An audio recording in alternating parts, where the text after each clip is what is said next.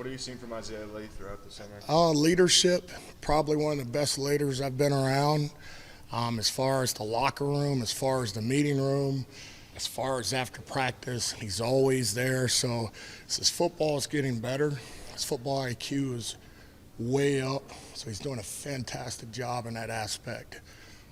From a physical standpoint, it seems like he's always been strong, but how much has he filled in with knowing the game and also just adding the versatility you're going to need, especially with any moving on? Yeah. Well, the first thing is that he's done an outstanding job with taking care of his body. So he knows his rep count is going to get higher. So he's given himself a chance to play harder, longer in that aspect. And again, as far as his football IQ, man, he's one of the better guys I've been around.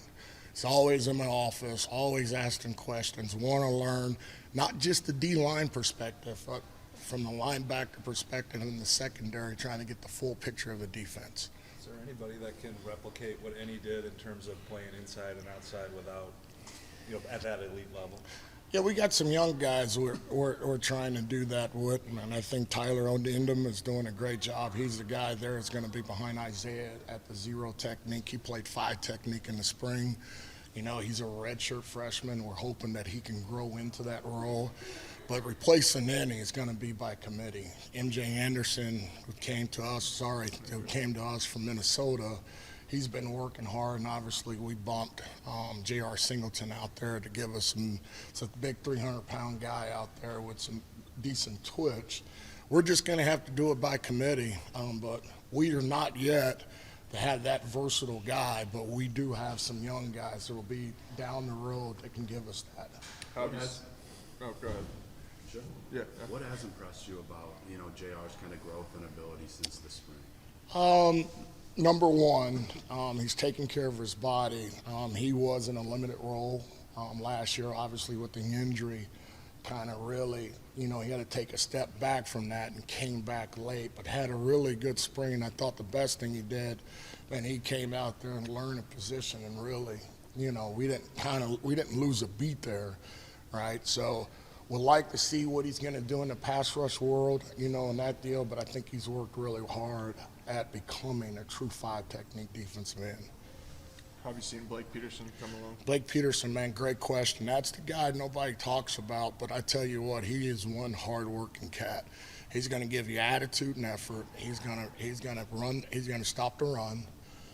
He's going to be around the football. Man, I think that guy right there is a big key to our success. He can play the field and he can play the boundary.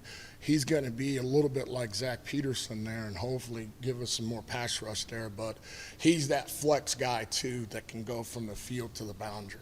What strides has Will taken? Big strides has had some lean muscle. Obviously during the summer, what he's trying to do is improve his football IQ, which he has. That's the big strides there. And then, man, he's just now has stepped up in the leadership role, being that guy on the field to provide energy for the rest of these young guys. I think that's where he stepped up in this big What kind of season are you expecting from him? Well, just a Will McDonald season, man. We don't want anything else but Will McDonald doing his job and fitting his gap and rushing a passer like he's supposed to. Man, just being who he is enough. Is that going to be tough for him because he'll be double teamed? I'm sure he was double teamed last year. Sure, he was double teamed, chipped, sometimes triple teamed. Our offense provide a great example for him every practice and sending multiple bodies at him, tight ends, backs, chips, on all of those things. So he knows that, man, he's going to get the attention. I think the most important thing is who's opposite of him. That's how Hennig had a successful year last year, is that, man, all the attention's going out to number 9. We're going to need that guy backside. MJ Anderson has the ability to rush the passer. He's doing a great job there. Another question on Blake. He's the guy that kind of had to bide his time a little bit. He has. How's he better now maybe than? Well, I tell you what, he's probably in his 260 range. I think last year he was a little bit too heavy at 250, so he's leaned up. provided some quickness, worked on its flexibility, all the things. But I would say coming out of the summer, he was a winner out of the summer. And we've seen great things from him already this fall camp, just with the attitude and effort he provides. Like for him to be a little bit more vocal, that's not who he is, man. He's a lead by example type guy, but he's doing a great job in that aspect. I know you've only had a handful of days out on the field with some of those young guys here so far during the fall, but what have you seen from them to this point? Our guys that just got here in June, very athletic. Very athletic. Ike Uwazurike is number one, the kid from Kansas City. We picked up Tommy Hemmon, who is also a very good athletic kid that's going to be like a Spencer Benton type kid. Really, Spencer for us was a really good football player. And then Dom Orange, the improvement in that and handling his weight also is another young guy that's coming along in a fast rate. And don't forget about Howard Brown. He's doing a great job there. So we got some depth there behind Isaiah. The big thing, game experience for all those redshirt freshman guys. You've been able to keep Coach Gordon from stealing Howard, taking him to the quarterback room? Yeah, I think Howard's far from that. I wouldn't put him out at a fullback on third down though. Man, that's a big 300-pound guy that's athletic, so I wouldn't X him out of being a fullback on in the goal line situations. You mentioned on Dom Orange, Yeah. with the weight being, it looked like he even jumped up a little bit from when he first reported too. Was that by design, or? And the weight? Yeah. No, He's he is taking care of himself.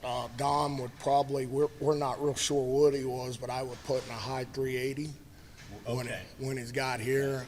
We want him big. He's got himself down to 350 right now. We want him to hover around that 350, 340 range just so he can play harder longer. But, man, we want that big. We have not had that kind of frame at that zero technique, but when he learns how to play hard and learns our system and learn what we do great here, he's going to be just fine. He'll be a name to be really impressive around here. How unique is it to have a guy that's that size that can move? Like what he Boy, I tell you what, that's what the SECs are playing with, those type bodies. And again, it's just if we can get him his stamina and horsepower to maintain, to give us 20 to 30 plays in a game, 15, 20 plays, that's enough. And then down the road, man, we hope that he can take some ownership in that position and be what we need. Do you feel like you have the type of depth you've had in recent years where you can We do do. kind of the line change stuff We at do. times? We do have the depth. What we don't have is that game experience, and that's going to be, we're not going to know. We're hoping if we can get the game experience early, and then late when you really need the rotation, that those guys can provide a rotation and we can have longevity through the season. You dealt with, or MJ Anderson dealt with some injuries last year at Minnesota, right? That well past him. And Yeah, what's he it's kinda shown? first of all, the injuries there, he's 100%. He did have a long nagging kind of injury to his elbow. We got that cleaned up this spring. So he didn't take the reps this spring, but this summer, well, studying all the film and working this summer, he's kind of picked up. Now, he's got some rust on him. But the big thing there is that guy can rush the passer. He can run the passer from a 5 technique, from a 3 technique. He's a little bit twitchier cat at 275, 280 in there. That's different. So we're hoping, again, we run through football and those things, so the stamina in that thing has got to come, being that these are really his first true reps of being a Cyclone. I remember a few years ago on Media Day, Jaquan was running over to you saying, hey, we're going to go to Coach Sheed's house. And I wonder what the last couple of years were like, though, where you probably you guys couldn't come to Coach Sheed's house. Yeah. What's it like being back to that a little bit? Well, it was awesome. This summer, we did things a little bit different. Coach Myers and I wanted to get the O-line and D-line together. And obviously, we had a great cookout with those guys and had a lot of food serving that. But we want to keep those groups together, offensive line and defensive line. if those guys can come together, man, we'll have a chance to win some football games for sure. Is that a new thing? Was it O-line, D-line separate? This is before? year one. How's it going? Here's one. Boy, I tell you what, I don't know. Iowa Outlaw Barbecue here just north side of Des Moines came in and catered it. Man, I don't know. There was a lot of plates and a lot of food being tossed around in that thing, so it's outstanding. But that's the thing we want to build here, that brotherhood amongst, we call it our bigs. That's our bigs there, so that's our brotherhood together. It's been fantastic. Trevor Downing, Isaiah Lee, bringing those groups together can help us around here for a long time.